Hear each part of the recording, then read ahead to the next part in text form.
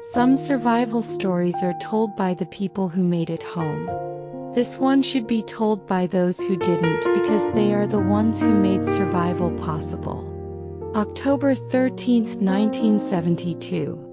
Uruguayan Air Force Flight 571 carried 45 people into the Andes Mountains. 16 came home. But those 16 did not survive alone. They lived because 29 others gave them something final, something unimaginable, something that would bind them together forever. This is not a story about who lived. It is a story about who gave life, even after their own had ended. The plane struck a mountain ridge and split apart, sliding across the snow like a broken blade. 12 people died instantly. Those who survived woke to torn metal, shattered bones, and a cold so sharp it felt like it could cut through skin. Night fell quickly. Inside the broken fuselage, 33 survivors huddled together as the temperature plunged below 30 degrees Celsius. Someone whispered, "Let's survive tonight. We will figure out tomorrow when it comes." They had no idea that tomorrow would stretch into 72 days. Food was almost nothing, a few chocolate bars, a little wine, scraps they tried desperately to ration. Every morning they searched the snow. Every night they prayed rescue teams were close. But hope cracked when the small radio they'd repaired delivered the words they feared most. Search efforts have been suspended. There are no survivors. It felt as if the world had buried them. And in that moment they realized no one was coming. If they wanted to live, they would have to become their own rescue. 8 days after the crash, Eugenia Paradu, the mother of one of the passengers, died quietly in her son Nando's arms. She didn't know she would become part of his strength, the reason he would later walk 10 days through the Andes to save the others. Her daughter, Susie, had died the day before. Nando held them both and made a promise. "I will get back to my father. I will tell him what happened." That promise became the force that carried him across the mountains. As starvation closed in, the survivors faced a decision no human should ever have to make. They gathered. They prayed. They wept. And they agreed together that those who had died would not want the living to die as well. It was Arturo Noguera, Eugenia Paradu, Susana Paradu, and 26 others who gave the 16 their last gift, a chance to survive. The survivors would later say, "They didn't just give us their bodies. They gave us permission to keep living." But the mountains were not finished with them. 17 days after the crash, an avalanche roared into the fuselage while they slept, burying them alive and killing 8 more people in seconds. When the snow settled, the survivors dug frantically with their bare hands, calling out names that would never answer again. Still, they refused to surrender. They melted snow for water.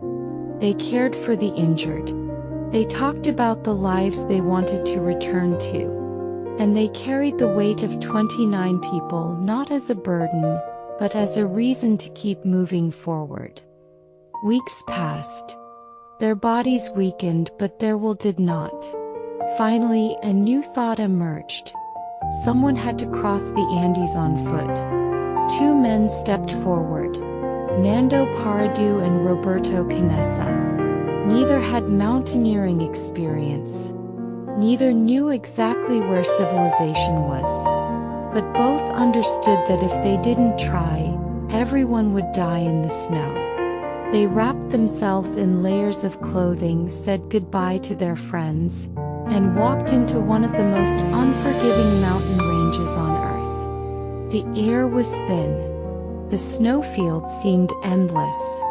Every step stole energy from their starving bodies.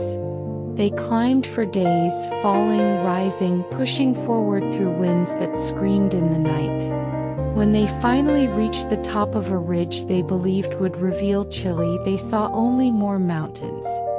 For a moment both men broke. But Paradu stood first and said, "My father is waiting for me. We keep walking."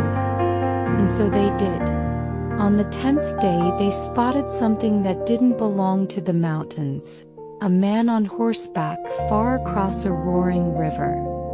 They shouted until their voices gave out, but the man couldn't hear them. So Paradu wrapped a message around a stone and threw it across the water. It read, "I come from a plane that crashed in the mountains. We are still alive." The next day helicopters came.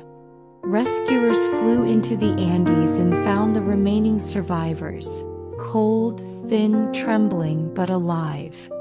After 72 days, 16 people were carried out of the mountains. When they returned home they did something extraordinary. One by one the survivors visited the families of those who had died. Some were met with anger, others with tears, some with silence. But Roberto Canessa, who would later become a pediatric cardiologist, said, "We had to look them in the eyes and tell them the truth. We owed them that." And slowly most families said the same thing. "If our son could have chosen, he would have wanted you to live." The father of Arturo Noguera said, "My son fed his teammates until the very end. I am proud of him." That forgiveness didn't erase the survivors' guilt, but it gave them permission to keep living, not just for themselves but for the 29 who couldn't. 50 years later most of the 16 are still alive.